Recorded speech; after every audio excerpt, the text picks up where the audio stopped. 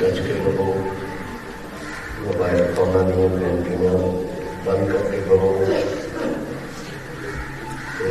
صفا کے نشان لگے اندر بھی دبا مہربانی کر کے صفا کے نشانہ لو دیکھ کے وقفہ رکھ کے صفا بچ پاؤ.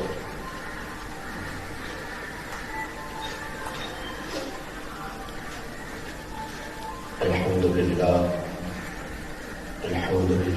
رب العالمین والعاقبۃ للمتقین والصلاۃ والسلام علی من کان نبیا وآدم بین الماء والطین وعلی آلہ الطیبین الطاہرین واصحابہ وأزواجه وأولياء ملته أجمعين.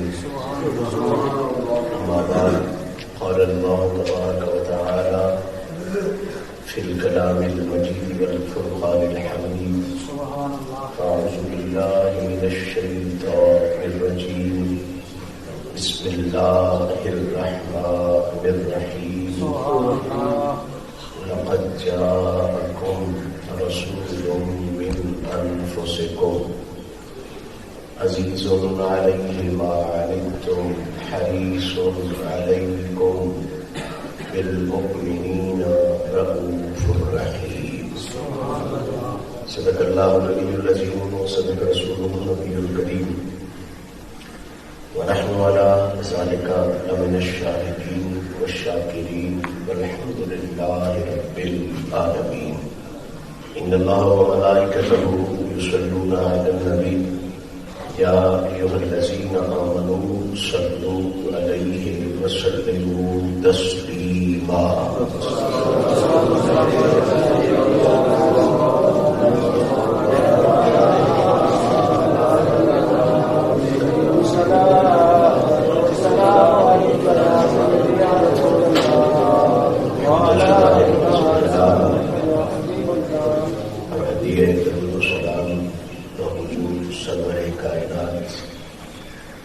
فخر موجودات شافع روز جزا محبوب رب اولا جناب محمد مصطفیٰ صلی اللہ تعالی علیہ وآلہ وصحبہ وسلم پیش کرنے کے بعد آج کی یہ عفت مآب تقریب جو آستان عظمت نشان آستانہ عالیہ حسین آباد شریف پر ربیع الاول شریف کے آخری جمعے کے پاکیزہ دن میں انعقاد پذیر ہے. میری اور آپ سب حضرات کی یقیناً خوش بختی و خوش نصیبی ہے کہ رب کریم نے اپنے محبوب کریم علیہ الصلاۃ والتسلیم کی شان کریمی کا صدقہ ہم جیسے عاجزوں کو ایک مرتبہ پھر اپنے ذکر کے لیے اپنے محبوب پاک کی تعریف و توصیف کے لیے آقا پاک کی ہر نسبت سے اظہار وفا کے لیے ظاہر و باطن کی اصلاح کے لیے اس پاک محفل میں مل بیٹھنے کی توفیق نصیب فرمائی. دعائے رب العزت اپنے محبوب پاک کی عزتوں کا صدقہ مجھ نکمے سمیت آپ سب حاضرین کو اس جہان میں بھی عزت نصیب فرمائے, اگلے جہان میں بھی عزت نصیب فرمائے, اور سرکار کے توسل اور وسیلہ سے ہم سب کو اپنی اطاعت, اپنے محبوب پاک کی اتباع اور حضور کی ہر نسبت سے وفا کرنے کی توفیق نصیب فرمائے. معزز سامعین, آج کے دن کو جہاں یہ نسبت حاصل ہے کہ ربیع الاول شریف کے پاک دنوں میں سے ایک دن ہے, جہاں یہ نسبت حاصل ہے کہ یہ سید الایام یعنی جمعے کا دن ہے, وہاں آج کے اس دن کو ایک کمال کی نسبت یہ بھی حاصل ہے کہ آج کا دن اس ہستی کا یوم وصال ہے. اس ہستی کو اللہ نے 12 ائمہ اہل بیت 12 اماموں کا باپ ہونے کا شرف عطا فرمایا. وہ ہستی جن کی نسل پاک سے اللہ تعالی نے ہر فرد کو ہی عزتوں اور عظمتوں کا امین بنایا، لیکن 12 ایسے ان کی نسل سے پیدا فرمائے کہ جن کو رب کی بارگاہ میں وہ قبولیت اور وہ محبوبیت حاصل ہے کہ اللہ نے اپنی مہربانی سے، اپنے کرم سے انہیں پورے نظام کائنات کا والی بنایا. ہر ولی کا ایک درجہ ہے، غوث کا ایک درجہ ہے، قطب کا ایک درجہ ہے، قطب مدار کا ایک درجہ ہے، غوث اعظم کا ایک درجہ ہے.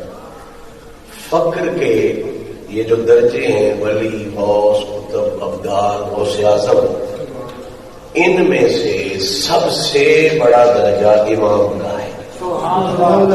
سب سے بڑا درجہ کس کا ہے؟ غوث اعظم. بہت بڑی شان ہے، بہت بڑا مقام ہے، لیکن غوث اعظم بھی وہ بن سکتا ہے جس پر امام مہر ہے. اس کائنات میں آقا پاک کی امت میں پہلے امام فقر کا نام ہے علی المرتضی. دوسرے امام کا نام ہے امام حسن پاک. تیسرے امام پاک کا نام ہے امام حسین پاک.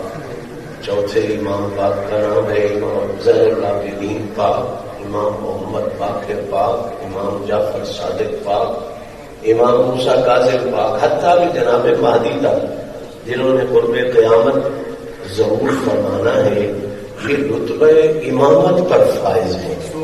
اور رتبہ امامت اس رتبے کا نام ہے کہ نبی وہ نہیں ہوتا.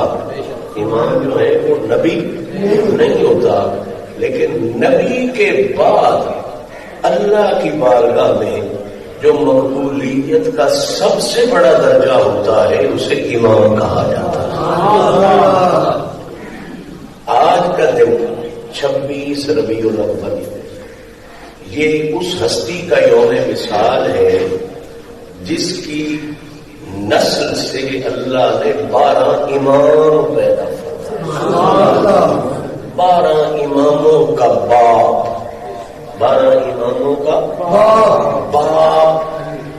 بڑی عزت والے ہیں سارے عزت والے، بڑی عظمت والے ہیں سارے عظمت والے. مولا علی کی بہت بڑی شان ہے، لیکن وہ بھی 11 اماموں کے باپ ہیں. کتنے اماموں کے باپ ہیں؟ چونکہ وہ خود پہلے امام ہیں، لہذا وہ 11 اماموں کے باپ ہیں. اس کائنات میں اکیلا میرے رسول کا وہ عاشق، میرے رسول کا وہ وفادار، میرے نبی کا وہ خدمتگار جناب ابو طالب پاک وہ ہیں جن کو اللہ نے 12 اماموں کا باپ ہونے کا شرف عطا فرمایا. آج 26 ربیع الاول آپ کے عرس کا دن ہے، آپ کے یوم وصال کا دن ہے، یوم وصال ہے.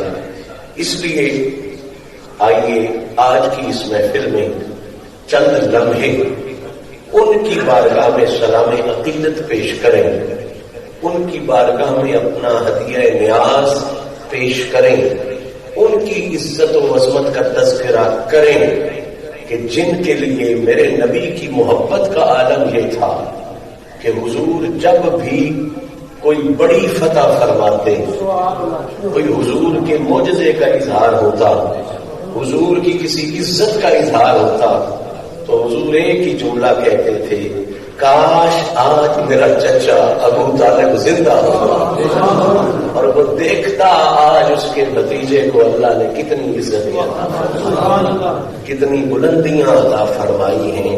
وہ ہستی میرے نبی کی شان دوبارہ ہے. آقا پاک کی شان تو برا اور برا ہے.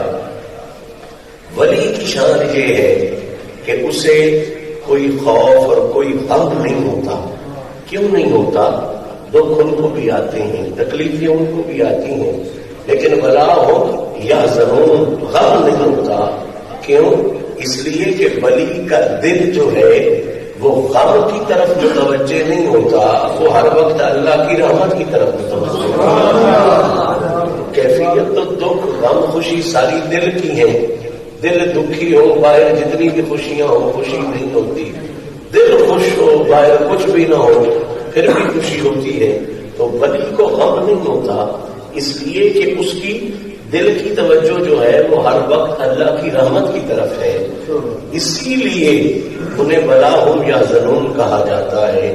لیکن اللہ جانے جناب خدیجہ الکبریٰ پاک اور جناب ابو طالب پاک کا اس دنیا سے چلے جانا یہ کتنا بڑا دکھ تھا، یہ کتنی بڑی تکلیف تھی، یہ کتنا بڑا صدمہ تھا کہ جس کا نام لے کے لوگ ولی بنتے ہیں، جس کا ذکر کر کے لوگ غوث بنتے ہیں، اس محمد عربی کریم صلی اللہ علیہ وسلم نے جس سال ان کے اس چچا کا وصال ہوا فرمایا یہ میری گھڑی غم کی نہیں، یہ میرے دن غم کے نہیں، یہ میرا پورا سال ہی غم کا سال ہے. سیرت کی کتابوں میں اسے عام الحزن کے نام سے یاد کیا جاتا ہے. اب اس پر بحث بنتی ہے کہ ولی کو غم نہ ہو حضور غم کیوں کریں؟ جب ولی بلا ہو یا ظنون ہے حضور پھر غم کیوں کریں؟ کیا وجہ ہے؟ ولی بہت نیچے، میرا نبی تو نبیوں کا بھی امام. جب ولی غم نہیں کرتے تو حضور نے پورا سال غم کیوں کیا؟ فرمایا ولی کا غم کرنا نہ کرنا اس کا مطلب یہ ہے کہ جب ولی کا کوئی اپنا نقصان ہو، کوئی اپنی پریشانی ہو تو اس پر غم نہیں کرتا.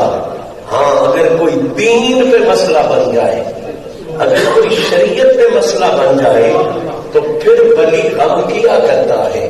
یعنی بچہ فوت ہو گیا تو غم نہیں کرے گا زیادہ، اور کوئی صدمہ آ گیا غم نہیں کرے گا. لیکن اگر دین کی بے حرمتی ہو رہی ہو تو پھر امام حسین ہو، امام حسن ہو، کوئی ولی ہو، کوئی غوثوں سے غم ہوتا ہے، اسے تکلیف ہوتی ہے. حضور کا یہ کہنا کہ میرا پورا سال یہ غم کا سال ہے یہ بتا گیا کہ ابو طالب کا جانا یہ محمد کریم کی ذات کا نقصان نہیں تھا، یہ محمد کے دین کا نقصان تھا. دین کے نقصان پہ غم کرنا یہ تو اللہ کا حکم ہے. دین کے نقصان پہ تکلیف محسوس کرنا یہ تو اللہ کا حکم ہے. جناب خدیجہ الکبریٰ سلام اللہ علیہا اور جناب ابو طالب پاک یہ ایک سال میں گئے، اور اس پورے سال کو میرے نبی نے عام الحزن قرار دیا. پورا سال میرا غم کا سال ہے. دعوت فکر یہی ہے، پیغام یہی ہے کہ رسول پاک کا یہ کہہ دینا ثابت کر دیا کہ خدیجہ کا جانا بھی صرف ذات محمدی کا نقصان نہیں، دین محمدی کا نقصان ہے. ابو طالب پاک کا پردہ فرما جانا بھی صرف وجود محمدی کا نقصان نہیں، دین محمدی کا نقصان ہے. اور پھر دنیا نے دیکھا کہ جب تک ابو طالب پاک زندہ رہے، خدیجہ الکبریٰ پاک زندہ رہی، میرا رسول مکے میں رہا. اگرچہ صدمے بہت آئے، تکلیفیں بہت آئیں، لیکن یہ دونوں ڈھالیں ایسی تھیں، یہ دونوں دیواریں ایسی تھیں. جناب خدیجہ الکبریٰ کی صورت میں وہ مکے کی رئیس ترین خاتون تھی، مالدار ترین خاتون تھی. ایک ڈھال مصطفیٰ کریم کی جناب خدیجہ الکبریٰ کی صورت میں مکے میں تھی، ایک ڈھال مصطفیٰ کریم کی جناب ابو طالب پاک کی صورت میں تھی. اور تاریخ غیروں نے بھی جو لکھی ہے وہ یہ ماننے پر مجبور ہو گئے ہیں کہ پہلے بھی یہود وغیرہ جنہیں کتابوں سے پتا تھا کہ محمد رسول اللہ ہے وہ حملہ کرتے تھے، امام نبی پاک کو نقصان پہنچانے کی کوشش کرتے تھے.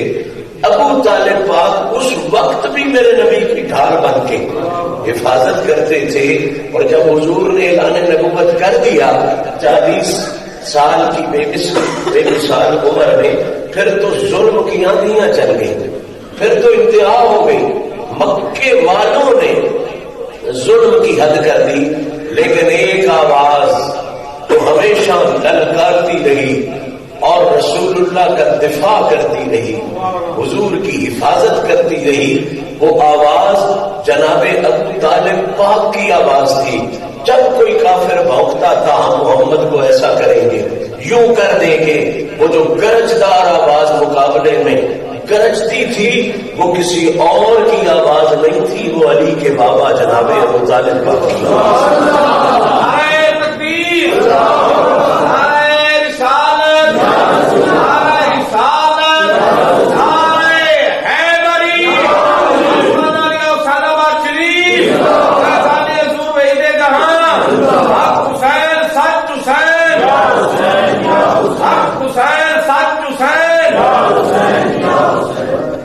سادہ سے لوگوں کو سمجھنے کے لیے یہ بات بھی کافی ہے، رسول جس شہر میں پیدا ہوئے، خاندان رسول کا کوئی کمزور خاندان نہیں تھا، بنو ہاشم سے تھے، سردار خاندان ہے، عزت دار اور وقار والا خاندان ہے، امیر خاندان ہے، حکومت کرنے والا خاندان ہے۔ جس شہر پاک میں پیدا ہوئے وہ شہر مکہ، گھر وہاں پہ خدا کا، عزتوں اور عظمتوں والا شہر ہے۔ 50 سال تک میرے نبی مکہ میں رہے، کتنا عرصہ؟ 50۔ حضور کی عمر مبارک 63 سال، امید ہے ہر مسلمان کو یاد ہوگی، 63 سال نبی پاک کی عمر پاک ظاہری ہے، تو 50 سال اس میں سے حضور مکہ شریف میں رہے، 13 سال حضور تقریباً کم و بیش مدینہ پاک میں رہے۔ اور میں کچھ نہ کہوں تو یہ بات تو اپنے غیروں نے لکھی ہے کہ رسول اس وقت تک مکہ میں رہے جب تک رسول کی حفاظت کے لیے ابو طالب جیسا مجاہد مکہ میں ہو۔ 50 سال کی عمر میں ادھر جناب ابو طالب نے پردہ فرمایا، ادھر حکم ہجرت آ گیا کہ محبوب اب اس شہر میں نہیں رہنا، یا اللہ کعبہ تو ادھر ہی ہے، حجر اسود بھی ادھر ہی ہے، صفا مروا بھی ادھر ہی ہے، آج پھر بھی قیامت تک ادھر ہی ہونی ہے، تو اللہ اپنے محبوب کو مکہ چھوڑنے کا حکم دے رہا ہے۔ اتنا بڑا شہر اور اتنا عزتوں والا شہر اور اتنا بلندیوں والا شہر کعبہ چھوڑنے کا حکم دے رہا ہے۔ کہا بالکل دے رہا ہوں، جاؤ محبوب اب مکہ چھوڑ دو۔ یا اللہ کیا وجہ ہے؟ فرمایا کعبہ تو موجود ہے لیکن علی کا بابا موجود نہیں، کعبہ تو مکے میں ابھی بھی موجود ہے، علی کا بابا اب موجود نہیں رہا۔ اب کوئی ایسا محافظ اس لیول کا نہیں رہا جس لیول کی حفاظت ابو طالب کر سکتا۔ اب مکے میں محبوب نہیں رہنا، اب تیرا وہ محافظ نہیں رہا جس کی حفاظت میں تو نے 50 سال گزارے ہیں۔ ابو طالب پاک کا جانا، جناب خدیجہ الکبریٰ پاک کا جانا، رسول سے کعبہ چھڑوا گیا، رسول سے مکہ چھڑوا گیا، رسول سے جس شہر میں حضور پیدا ہوئے وہ شہر چھوڑنا آسان نہیں ہوتا۔ وہ 55 دن گلیوں میں گزرا ہو، وہ گلیاں چھوڑنی آسان نہیں ہوتی۔ آج بھی محبت والوں کے لیے مکہ اور مدینہ چھوڑنا آسان نہیں ہے۔ اب جس رسول نے آنکھ ہی اس شہر میں کھولی، حضور نے بڑی دفعہ کہا یا اللہ مجھے مکہ بڑا پیارا ہے، بلکہ میں نے پچھلے دنوں ایک حدیث پاک کا مطالعہ کیا، جب حکم ہوا کہ مکہ چھوڑ دے تو حضور نے دعا کی یا اللہ تیرے حکم پر میں نے اس شہر کو چھوڑ دیا ہے جو مجھے بڑا پیارا تھا۔ الفاظ ہے حدیث پاک، یا اللہ تیرے حکم پر میں نے اس شہر کو چھوڑ دیا جو مجھے بڑا پیارا تھا، میرا مالک اب مجھے اس شہر میں لے جا جو تجھے بڑا پیارا ہے، اس شہر میں لے جا جو تجھے بڑا پیارا۔ حضور کو بہت محبت تھی، یقیناً فطری طور پہ محبت ہوتی ہے. اور پھر مکہ شہر بھی ان اول بیت وضع للناس للذی ببکۃ مبارک وہدی للعالمین. قرآن نے کلیئر اس کی عزت اور عظمتیں بیان فرمائی، لیکن یہ بات ذہن نشین ہونی چاہیے. جتنی بھی مشکلیں تھیں، تکلیفیں کم تو نہیں تھیں، بلکہ 50 سال کے بعد تو رسول کے سنگی کافی ہو گئے. رسول پاک کے سنگی حضرت عمر جیسے بندے بھی آ گئے ہوئے تھے کہ جنہوں نے کعبے کے پاس جا کے بھی اعلان کیا تھا کہ جس کا دل ہو کہ اپنی بیوی کو بیوہ بنا لے وہ آ جائے مقابلے میں. پھر تو مسلمانوں نے الگ اعلان دین کی تبلیغ کرنا شروع کر دی تھی. اس سے پہلے بڑے مشکل لمحات میں بھی جب تک ابو طالب رہے، ہجرت مکہ کا حکم نہیں ہوا کہ مکہ چھوڑ دو. اب اس بات پہ سمجھنے والی بات یہ ہے کہ ابو طالب اس حفاظت کا نام ہے، ابو طالب اس نگرانی کا نام ہے، ابو طالب اس حفاظت کا نام ہے جس حفاظت کو میرے رب نے پسند فرمایا، جس حفاظت کو میرے رب نے قبول اور پسند فرمایا ہوگا. جب وہ حفاظت نہیں رہی، کہا اب اس شہر میں نہیں رہنا. اب وہ سینہ تان کے کہنے والا، او ابو جہل، او ابو لہب، میرے محمد کی طرف بعد میں جانا، پہلے تمہیں ابو طالب سے ٹکرنا. اب وہ اس جرت کے ساتھ نبی کی حفاظت کرنے والا سردار پردہ کر گیا ہے. اب دین کے پھلنے پھولنے کے لیے وہ راکھی نہیں رہی. اب اس لیے اس کو یہاں سے چھوڑ جانا چاہیے. تو قبلہ میں بات سمجھانا چاہتا ہوں، مسئلہ یہ لکھنا چاہتا ہوں. آج ہم لوگ آقا پاک کے میلاد کے مہینے میں آقا کی سیرت کا تذکرہ کرتے ہیں، اما حلیمہ پاک کا تذکرہ کرتے ہیں. کمال کی سیرت ہے، بڑی کمال کی بختوں والی بیوی تھی جس نے 2 سال محمد کی راکھی کی، جس نے 2 سال میرے نبی کی خدمت کی، میرے نبی کی حفاظت کی، میرے نبی کی راکھی کی، دن رات حضور کی خدمت کی. بہت عزت ہے، بہت شان ہے بی بی حلیمہ پاک کا، لیکن ناانصافی نہیں کرنی چاہیے، زیادتی نہیں کرنی چاہیے. جو 2 سال راکھی کرے، جو 2 سال میرے نبی کی خدمت کرے، اس کے تو گن تو گلی گلی گائے. آج آ گیا مان یتیمہ دا، گھر چمکیا تائی حلیمہ دا. اس کے تعارف پر تو بڑے کلام لکھے، بڑی کتابیں لکھے، بہت کچھ بولے. جو 2 سال حفاظت کرتی رہی حضور کی بچپن میں، چھوٹی عمر میں. ابھی تو اس وقت کوئی زیادہ دشمنیاں بھی نہیں تھیں، زیادہ عداوتیں بھی نہیں تھیں. چند یہودیوں اور عیسائیوں کے علاوہ لوگوں کو پتا بھی نہیں تھا کہ یہ اللہ کا رسول ہے. انہیں اس لیے پتا تھا کہ ان کی کتابوں میں محمد کے آنے کی ساری نشانیاں موجود تھیں، نشانیاں موجود تھی. ان کے علاوہ کسی کو پتا بھی نہیں تھا. تو جو 2 سال میرے نبی کی حفاظت کرے، ہر مسلمان پہ فرض ہے، لازمی ہے کہ وہ ان کی عزت کو بیان کرے، عظمت کو بیان کرے، ان کے گن گائے، ان کی بلندیوں کا تذکرہ کرے. حق بنتا ہے. لیکن دعوت فکر یہ بھی دینا چاہتا ہوں، جو 2 سال نبی کی حفاظت کرے وہ حلیمہ عرش مقام والی ہے. اس ابو طالب کی شان کیا ہوگی جس نے محمد کریم کی 45 سال حفاظت کی.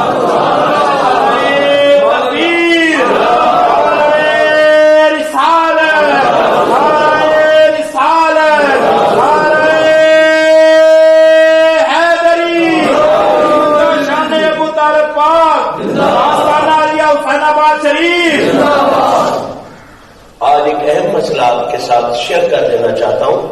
جب آپ لوگ حضرت ابو طالب پاک کی عزت و عظمت کا تذکرہ کرتے ہیں نا، تو کچھ لوگ جو بالکل سطحی لوگ ہیں، نہ انہیں فکر ہے، نہ دانش ہے، نہ محبت ہے، کچھ بھی نہیں، بس صرف کسی خاص گھر سے عداوت ہے، کسی خاص گھر سے بغض ہے یا جہالت ہے. وہ کہتے ہیں جی بخاری شریف میں ہے، مسلم شریف میں ہے کہ حضرت ابو طالب نے کلمہ نہیں پڑھا، بلند آواز سے کلمہ، لہذا وہ پھر مسلمان نہ ہوئے. اب یہ بات بڑی سمجھنے والی ہے، بڑے دھیان سے آپ نے سننا ہے. کچھ حالات ایسے ہوتے ہیں، کچھ کیفیات ایسی ہوتی ہیں کہ جن میں نہ بولنا بولنے سے زیادہ بہتر ہوتا. دھیان نہ سن، جن میں نہ بولنا بولنے سے زیادہ بہتر ہوتا ہے. کیسے بھائی؟ وجہ اصل میں یہ ہے کہ حضرت ابو طالب سردار تھے مکے کے. کیا تھے سردار؟ مکے کا ایک رواج تھا کہ کسی کو پناہ دینی ہو تو پناہ وہ دے سکتا تھا جو میرے نبی کا علی اعلان کلمہ نہ پڑھے، کیونکہ وہ مخالف تھے. جو کلمہ پڑھ جاتا تھا علی اعلان، اس کو تو وہ دشمن سمجھتے تھے، پناہ اس کی قبول نہیں کرتے تھے. اب اتنی سی بات تھی، صرف اگر حضرت ابو طالب پاک علی اعلان کلمہ پڑھتے تو ابو طالب کے لیے مسئلہ نہیں تھا، یہ محمد کی حفاظت کے لیے مسئلہ تھا. یہ کس کے لیے مسئلہ تھا؟ نبی کی حفاظت کے لیے. کیونکہ مکے والوں کا رواج یہ تھا کہ اگر عمر بھی کلمہ پڑھ گیا ہے تو پھر عمر کو بھی مارو، ابو بکر پڑھ گیا ہے تو اس کو بھی مارو. امان وہ دے سکتا تھا، حفاظت وہ کر سکتا تھا جو ظاہری طور پہ کلمہ نہ پڑھے. آج کا بد نصیب ملا یہ بات سن کے کہ انہوں نے ظاہری طور پہ کلمہ نہیں پڑھا، کیسی بدبختیوں کی بات کر رہا ہے. ابو طالب نے جو کلمہ نہیں پڑھا نا، سن تیرے جیسے لاکھوں کلمہ پڑھنے والوں کا کلمہ اس مقصد کو نہیں پہنچ سکتا جو ابو طالب نے علی اعلان نہ پڑھ کے محمد کی حفاظت. اگر حضرت ابو طالب بھی علی اعلان پڑھا کرتے کلمہ تو پھر وہ حضور کو امان دینے کے قابل، پھر حضور کی حفاظت کی ذمہ داری نہ ہوتی. علی اعلان کلمے والوں کے لیے یہ جواب ہے. اور اگلی بات سنو، کیا گونگا مسلمان نہیں ہو سکتا؟ اور یہ بولو، جو بول ہی نہیں سکتا وہ مسلمان نہیں ہو سکتا ہے بھائی. تو اگر علی اعلان بول کے کلمہ نہ پڑھنا یہ شرط ہے مسلمانی کی، تو پھر تو کائنات کے سارے گونگے کافر ہیں، کیونکہ گونگا تو بول سکتا ہی.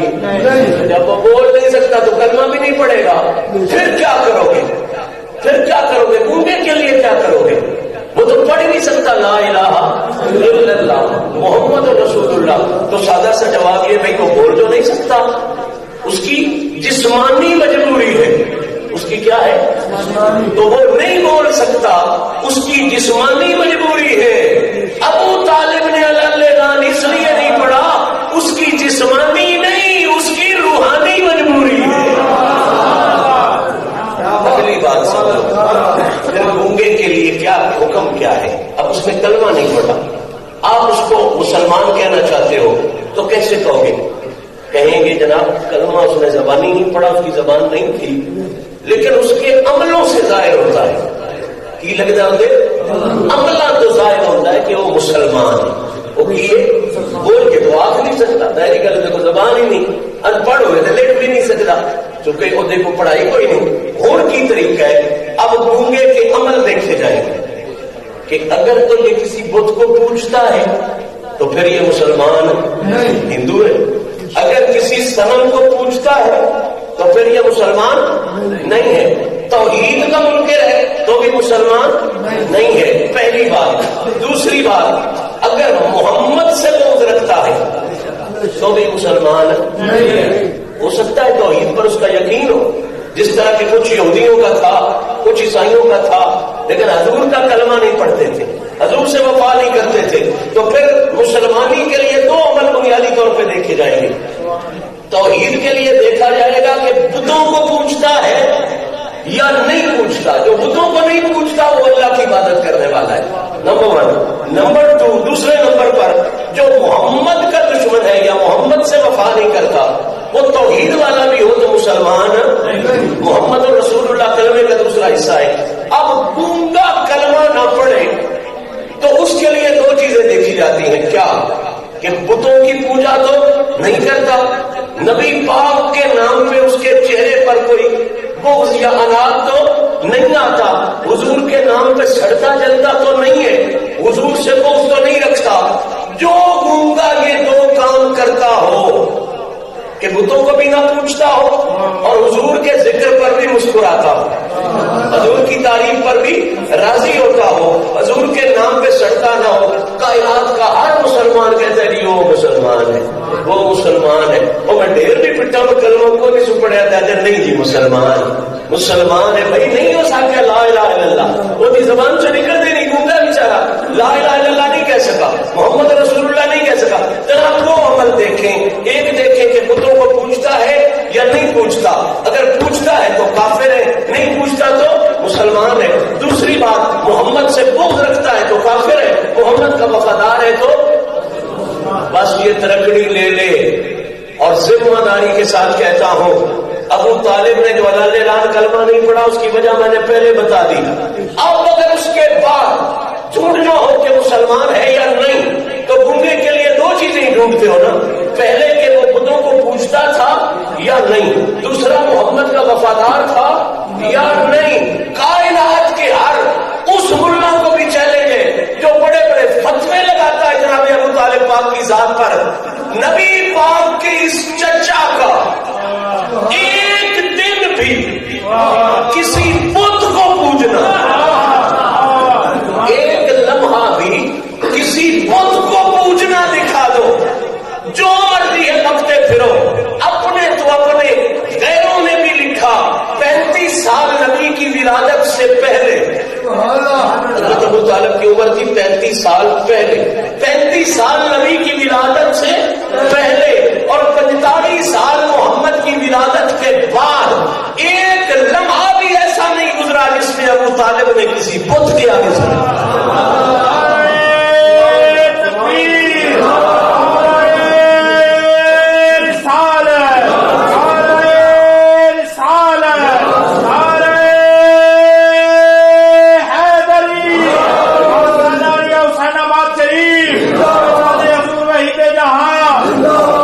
جناب ابو طالب نے کسی بت کی پوجا نہیں، اپنے کیا غیر بھی کوئی ایک حوالہ کو جھوٹا ڈھونڈ کے لے آ نہیں ہے، جس نے 70 سال کسی بت کے آگے سر نہیں جھکایا اس کا یہ عمل تمہیں ثابت نہیں کر رہا کہ وہ بتوں کی پوجا کرنے والا نہیں تھا، وہ ابراہیم کے رب کی پوجا کرنے والا تھا۔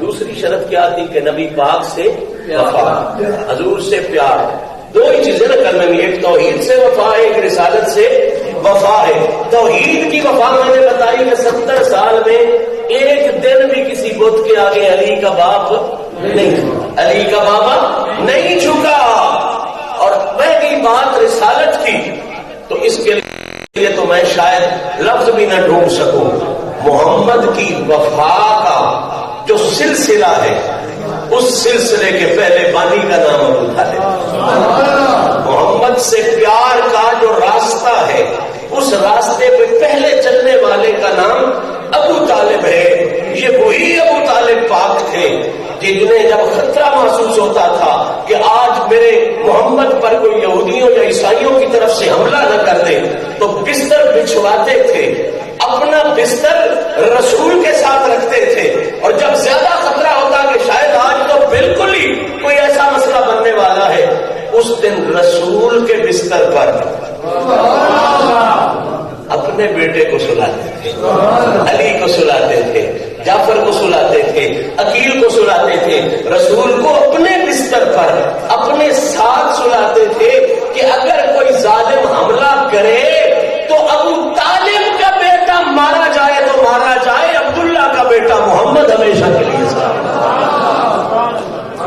ایسی وفا کرنے والا، ایسی نبی کے ساتھ محبت کرنے والا۔ اپنے غیروں نے یہ بات لکھی کہ جب کبھی کھانا پکتا، کھانا تیار ہو جاتا تو حضرت ابو طالب کے اپنے بچے بچیاں بھی، 4 بیٹے تھے 3 بیٹیاں تھیں حضرت ابو طالب پاک کی، ایک تو جلدی فوت ہو گئے، باقی 6 سلامت رہے، تو جی اپنے بیٹے خود بی بی صاحبہ مائی صاحبہ جناب فاطمہ بنت اسد کھانے پر آ کے بیٹھ جاتی، لیکن ابو طالب نے یہ قانون بنا رکھا تھا کہ اس وقت تک کوئی کھانے کو ہاتھ نہیں لگا سکتا جب تک میرا لال محمد نہ تشریف لے آئے، جب تک میرا حبیب محمد، ابھی 9 سال کی عمر ہے میرے نبی کی، 10 سال کی عمر ہے میری نبی کی۔ قانون تھا ابو طالب کے گھر میں، علی پیچھے ہٹ، جعفر پیچھے ہٹ، عقیل پیچھے ہٹ، تم ٹھیک ہے میرے بیٹے ہو، میرے پیارے ہو، لیکن جو پیار اللہ نے مجھے محمد کا دیا ہے تم بچوں کا بھی نہیں تھا۔ اور پھر ایک حدیث میری نظر سے گزری، دل کرتا ہے بندہ ہر سانس میں اس وفادار کو سلام کرے۔ ایک دن ایسا آیا کہ کھانا کم تھا، کھانے والے زیادہ تھے، کھانا تھوڑا ہی اور وہ جو اہل و عیال تھے وہ زیادہ تھے۔ جناب ابو طالب نے دیکھ لیا کہ کھانا کم ہے، سارے کھائیں تو کسی کے کام نہیں آئے گا، بھوکے رہ جائیں گے، تو کھانا کم ہے۔ اب عقیل بھی بیٹھے ہیں، جعفر بھی بیٹھے ہیں، اور باقی بھی بیٹھے ہیں، بیٹیاں بھی بیٹھی ہیں، بیوی بھی بیٹھی ہے، خود بھی بھوکے ہیں۔ اب جناب ابو طالب نے کیا کیا؟ ایک طرف بٹھا دیا اپنی اولاد کو، ایک طرف بٹھا دیا آقا کریم کے ساتھ، درمیان میں خود بیٹھ گئے، درمیان میں خود بیٹھ گئے، اور کیا کیا کہ جتنا کھانا تھا نا اس کو تقسیم ہونے کی بجائے، تقسیم کرنے کی بجائے ان اپنے بچوں کے آگے اپنا وجود کر دیا کہ انہیں نظر ہی نہ آئے، اور سارا کھانا آقا کی بارگاہ میں پیش کر کے کائنات کو بتا دیا یہ وہ نسل ہے جس نے اپنی ذات بچانے کا سبق نہیں سیکھا، صرف محمد کی عزت اور عظمت بچانے کا سبق سیکھا۔ یہی وجہ ہے باپ ایسا ہو نا تو پھر بیٹا علی بنتا ہے، باپ ایسا ہو تو پھر بیٹا جو رسول کی ہر حال میں حفاظت کرتا ہے، پھر کسی لمحے وہ چھوڑ کے جاتا۔ بڑی بڑی جنگوں میں گھبراہٹیں ہوتی ہیں، انسانی فطرت سے بندہ گھبرا جاتا ہے، گھبراہٹوں میں جو اکیلا رسول کے ساتھ قائم رہتا تھا وہ جناب علی المرتضیٰ کی ذات تھی، اور اس کی وجہ بلا شبہ یہ ہے کہ وہ امام بھی تھے، امیر المومنین بھی تھے، لیکن پنجابی میں اگر ہم سمجھیں تو اس کی وجہ یہ تھی کہ اسے رسول کی حفاظت کرنے دی اٹکڑ ادھر باپے سکھائی گئی ہے، اس کے باپ نے سکھائی ہوئی تھی، ان کے گھر کی روایت تھی کہ ہم نے جان نہیں بچانی، ہم نے محمد کی شان بچانی۔ یہ سبق علی سے ہوتے ہوئے، حسن سے ہوتے ہوئے، وہی ابو طالب کا سبق جب کربلا میں پہنچا۔ ابو طالب حسین کے دادے کا نام ہے، کربلا میں پہنچا تو وہ جو چھوٹے ہوتے ہوئے حسین کے باپ کو اور حسین کے چچاؤں کو سبق ملتا تھا کہ ہماری جان ضروری نہیں، محمد کی شان ضروری ہے۔ کربلا میں کسی کی بھی ڈیوٹی لگ سکتی تھی، حسین کی اس لیے لگی کہ یہ وہ نسل ہے جس نے شروع سے سبق پڑھ رکھا ہے کہ جان بچانا ضروری نہیں، محمد کی شان بچانا ضروری۔ اللہ کریم ہمیں آقا پاک کے ہر وفادار سے وفا کرنے کی توفیق عطا فرمائے۔ میں نے جو گزارشات کی انسان ہونے کے ناطے بہت سی غلطیاں کی ہوں گی، مالک معافیاں نصیب فرمائے۔ وآخر دعوانا ان الحمدللہ رب العالمین۔ جن دوستوں نے سنتیں نہیں پڑھی